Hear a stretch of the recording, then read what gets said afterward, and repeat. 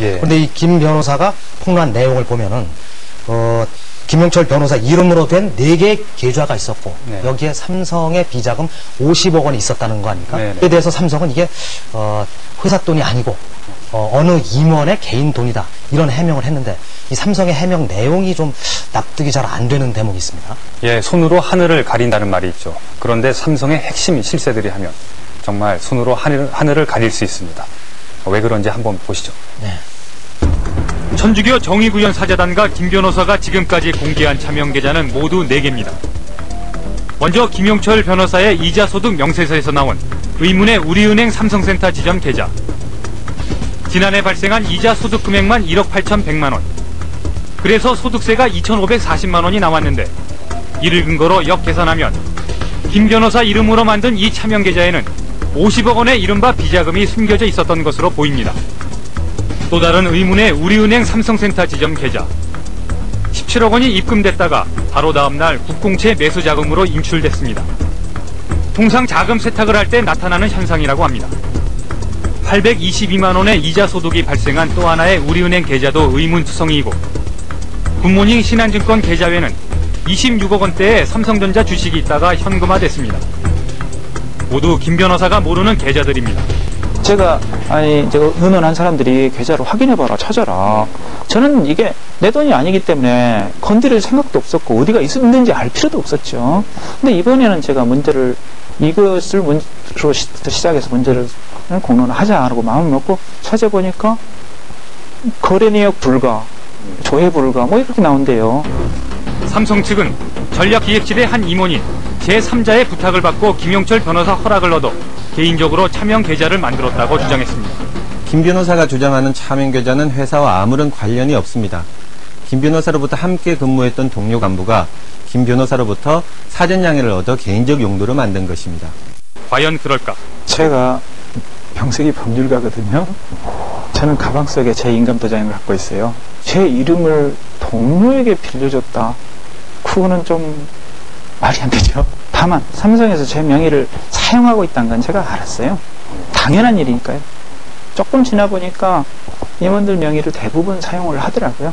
그래서 내 명의도 사용하는지 언젠가 물은 적도 있는 것 같아요.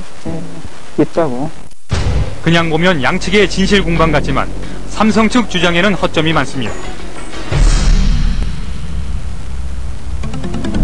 김 변호사는 삼성을 그만둔 지 3년이 지났습니다. 그런데도 김 변호사에게는 매년 5월이 되면 자신도 모르는 차명 계좌에서 이자 소득이 나왔습니다. 그리고 삼성 전략기획실 재무팀 상무가 김 변호사 이름의 차명 계좌에서 나오는 이자 소득에 대한 소득세를 퇴직 후에도 계속 대신 내줬습니다. 다시 말해 김 변호사가 삼성에 근무했을 때와 마찬가지로 삼성 전략기획실이 운영하는 김 변호사 이름의 차명 계좌가 존재한 것입니다. 소득세 낼 때 되면은 저쪽에서 연락이 와요. 5월 달에. 올해 5월, 작년 5월, 재작년 5월. 그렇죠. 그때마다 이제 삼성 재무팀에 들어가. 재무팀 간접 파트 담당하고 있는 상무가 전화를 하고 일단 그 밑에 저랑 이제 인연이 있는 그때 같이 근무할 때 얼굴을 아는 이 오는데 지금은 직책이 차장이나 부장이나 아마 그럴 거예요. 관리의 삼성인데 삼성 측 해명대로라면 이건희 회장 재산을 관리하는 관제 파트 담당자들이 개인적으로 다른 돈을 굴렸다라는 얘기입니다. 납득하기 힘든 해명입니다. 문제의 계좌들은 김 변호사 이름의 차명 계좌가 분명합니다. 금융실명제법 위반입니다. 또 본인도 모르게 아예 보안 계좌로 만들어져 명목상 통장 주인인 김 변호사 본인도 그 계좌를 조회할 수 없었습니다. 그런데 이것은 우리은행 규정 위반입니다. 시크릿 뱅킹 신청은 네. 본인이 해야 됩니다. 시크릿 뱅킹 신청 자체는 본인이 직접 와서 해야 되고, 예. 그 다음에 무슨 뭐 위임장 갖고 해도 안 되는 거죠? 예. 시크릿 뱅킹은요. 삼성 측 해명을 믿는다면 그저 개인 간의 거래 계좌에 불과한 것인데 왜 우리은행 삼성센터 지점이 무리해서 법을 어겼을까? 다른 짐작이 가는 대목입니다. 천주교 정의구현 사재단의 기자회견이 있기 3일 전부터는 삼성의 최고 실세인 이학수 부회장, 김인주 사장이 직접 김 변호사를 만나려고 뛰었습니다. 기자회견을 막기 위해서입니다. 제 차에 전에 살던 아파트 주차 딱지가 있기 때문에 그 아파트 주차장에다 차를 세워놨어요. 차를 갖고 다닐 수가 없어서. 잡혔더니 제가 거기 있는 줄 알고 제 전처 집에 가서 뭐 1시간 동안 이학수, 김인주가 초인종을 눌렀대요. 메시지도 저한테 왔더라고요. 문 앞에 있다. 다음 날은 어젯밤 댁에 방문했다. 이런 식으로 계속 메시지가 오더라고요. 그게 이학수 부회장하고 김인주 예, 메시지 받습니다. 이학수 부회장이. 현재 전략기획실 임원이 개인적으로 돈을 굴리는 차명 계좌라면서 이것을 폭로하는 기자회견을 막기 위해 삼성의 최고 실세들이 나섰다. 그래서 삼성 측 해명은 설득력을 잃게 됩니다. 핵심 임원들 또 필요에 따라서는 주요 부서의 간부들, 부장들 이름도 쓰는 걸 봤고요.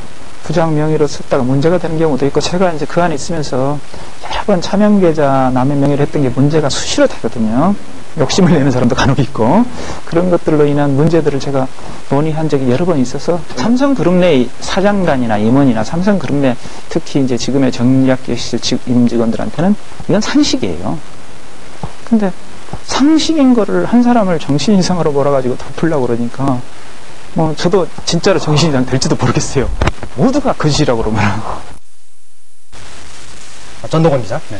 삼성 측이 겉으로는 사실 무근이라고 얘기하지만 예. 이게 이번 폭로를 막기 위해서 김 변호사의 검사 시절 선후배나 공무원들을 동원하고 또 삼성 임원들까지 나서서 네. 폭로를 막으려고 했는데 그럴 게 아니라 사실 무근이라면 김 변호사를 고소하면 되는 거 아닙니까? 예, 삼성은 그런데 이상하게도 고소할 움직임을 보이지 않고 있습니다. 네. 고소를 하면 오히려 김 변호사 작전에 말려들기 때문이라는 건데요.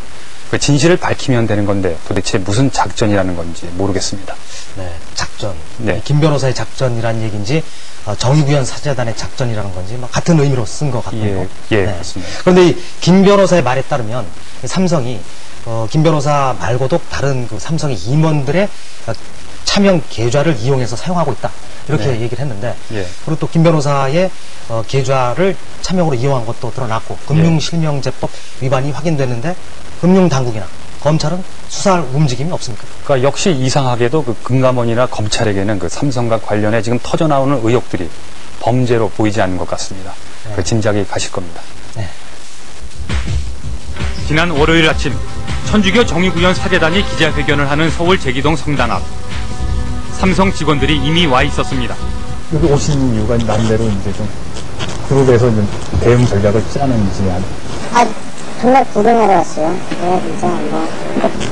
어느 정도 가는 거예요, 그룹에서? 그 사실 몰라요. 그냥 아침에 거기 가봐라 그래서 와본 거예요.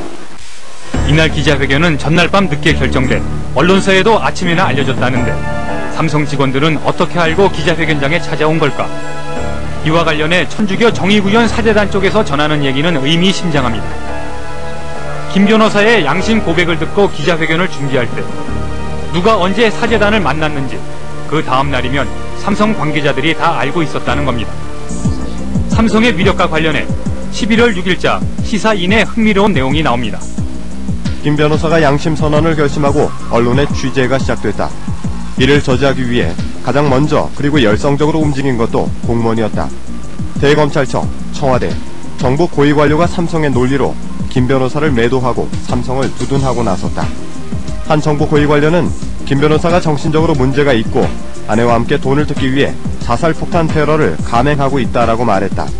반론을 펴기 위해 시사인 편집국을 찾은 삼성 홍보팀 고위 간부는 이 관료와 똑같은 논리를 폈다. 어휘마저 비슷했다.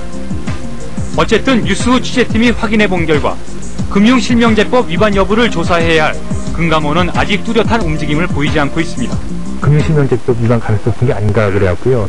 일단 복권은 말입니다. 해당 의뢰 한번 확인 한번 해보세요. 기본적인 사실 확인 문제가 이제 개입되기 때문에 저희는 사실 좀 드릴 말씀이 없어요. 우리은행 측에서 자료 제출은 아직 안 했습니까? 저희들은 뭐 어떻게 생각하십니까? 금융기관의 입장에서 아직 이제 정식 수사가 들어온다든지 정식 감독원에서 검사가 나와서 한다든지 이래서 공식적으로 발표되기 전에는 저희가 금융기관